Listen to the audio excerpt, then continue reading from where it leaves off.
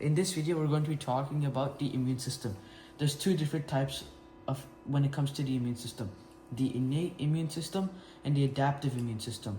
The innate immune system is quick and non-specific, while the adaptive immune system is long and mainly targets against a certain pathogen. So our body tries to fight against external pathogens that could be using the body's resources to its advantage, whether that includes it being on the skin, in the tissues of the body, or in like the body fluids such as blood. We have the first line of defense, and then we have a bunch of other cells that act as a second line of defense. The first line of defense is the innate immune system, but there's also a physical and chemical barrier. So our skin basically acts as a barrier to make sure that no pathogen enters into the body. However, sometimes when we receive cuts, the pathogen is able to enter in. Now, what happens is when the pathogen enters in, we have to look towards these cells, which is neutrophils, mast cells, and monocytes. Now, these cells come from one main family, which are granulocytes. These cells have these small granules that allow these cells to be able to digest those viruses. And if you're wondering what I'm talking about, there's a process called phagocytosis, which basically is where these white blood cells eat the pathogen and breaks it down with those small granules. Now, first we're going to be looking at these neutrophils. The neutrophils are obviously a first line defense, and they help against infection. They eat these pathogens, and are also the most common white blood cell. Next, we have the mast cells, which is another type of granulocyte, part of the same family as the neutrophils and monocytes. However, they're mainly found in the blood vessels and the nerves near the skins, lungs, and intestines. They're also mainly called in allergic reactions. And lastly, we have monocytes. Monocytes can split into two things: macrophages and dendritic cells. So the thing about macrophages is that they also use phagocytosis, but they can help in homeostasis, wound healing, and muscle regeneration. And also, macrophages are probably one of the main reasons as to why you get a cold or a fever. It's because they help in the tissue homeostasis. And because of that, if the innate immune system is not really responding to this threat very quick, it relies on the adaptive immune system, and together they increase the body they increase the body temperature. Next, we have the dendritic cells, which also come from monocytes. The thing about the dendritic cells is they help link or correlate the innate immune system and the adaptive immune system. So they again use phagocytosis to kill the external pathogen. However, instead of having those granules where they digest the virus or the pathogen, what happens is they leave the antigens. And the thing about the virus is, we have a regular virus over here. These small things that are shooting out, these are called antigens. These antigens are small receptors, and they attach themselves to a regular cell in our body. And when they attach themselves to a regular cell in our body, what happens is these antigens send out toxins, and these toxins infect the cell, and they start producing copies of these DNA that is bad for the body.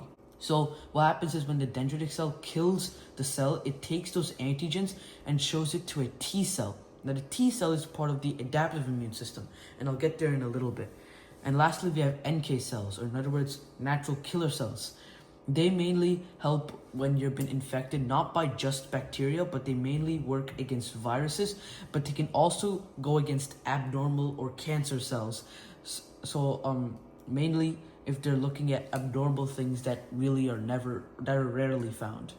The NK cells mainly kill these abnormal cells or viruses through a special chemical called cytotoxins. Cyto means cell and toxin means poison, so it poisons the cell.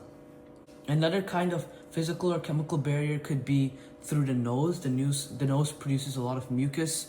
Or if you're going through the mouth, what happens is there's a lot of hair located in the esophagus that also helps trap the bacteria, like cilia. But there's also things like acids that are located in the stomach. There's also this mucus also found in the esophagus. And also bacteria could also just be expelled out of the body through sweat, urine, or waste. All right, now we're going to be moving on to the adaptive immune system. So this is much more longer. This only is activated if the innate immune system takes like too long to respond to this certain pathogen. In that case, the adaptive immune system gets called, and they're much more longer, and they also target against a specific pathogen.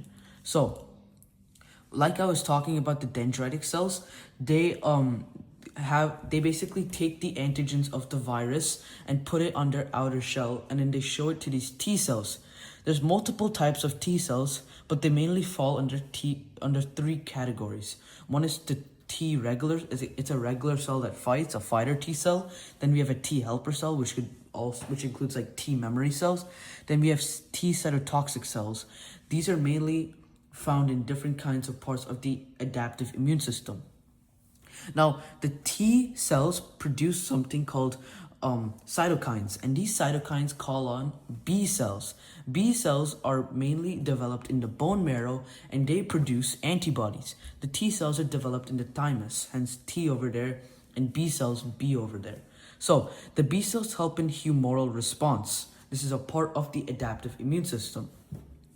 In the adaptive immune system, the humoral response, basically what happens is when T cell identifies what kind of pathogen the body that has entered the body, it tells the B cells to create antibodies for that specific pathogen. The antibodies bind itself to, again, those same antigens, or these receptors over here, and make it an easy target for the NK cells, macrophages, or all other kinds of these innate immune system cells over here. They also neutralize the cell, or in other words, they make sure that that virus, that antigen, can't go to other cells and can't infect other cells. So that's what the antibodies do. Vaccines are actually also filled with a bunch of antibodies for a specific virus. So that's why we have a lot of like COVID-19 viruses. The COVID-19 vaccine has a bunch of antibodies that mainly target the COVID-19 virus. So then after the humoral response, we have a cell-mediated response. So let's say the virus or the pathogen does infect a cell with its antigens. Then what happens is, now that that cell is infected, what it does is it calls for a T cytotoxic cell. Cyto again meaning cell and toxic meaning poison. This T cytotoxic cell actually kills that body cell so that that body cell doesn't infect other kinds of cell and doesn't get encrypted with wrong data that the virus or pathogen has installed inside of it. So it makes sure this cell doesn't reproduce massively, and also make sure it doesn't act as a safe haven for these viruses to continue to move on in the body. So it just kills its own cells that have been infected. We also lastly have T memory cells. These store all the data, or like these basically remember the types of pathogens that it faced, and if these pathogens come again in the future, all they will do is they will basically call upon these antibodies. They will start producing these T cells rapidly, and then they will again be able to deal with the virus or pathogen much more easily compared to the first time. So there's also like a memory T cell, there's a memory B cell. Memory T cell helps the T cells, the fighting T cells, they help those T cells learn how to fight that specific type of pathogen. But the memory B cells remember that specific type of antibody. So if that same pathogen comes again, they can use the same antibodies or produce the same antibodies to be able to deal with that pathogen. Meanwhile, the T memory cells teaches the other T cells on how to fight that pathogen most effectively. The B cells are mainly found in body fluids, while the T cells mainly go against the infected cells. This is all about the immune system.